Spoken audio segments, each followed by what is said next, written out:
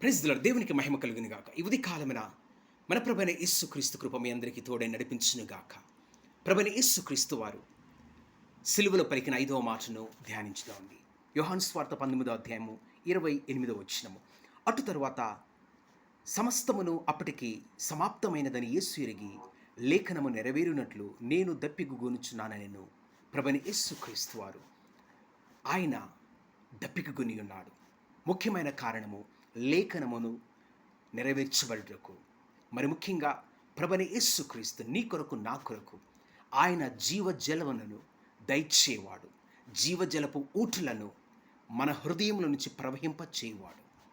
మరియు ఎడారిలో జీవజల నదులను ప్రవహింపచేస్తానని చెప్పిన ఆ దేవాది దేవుడు దప్పికగొని ఉన్నాడంటే కేవలము ఆయన లేఖనములను నెరవేర్చుటకు.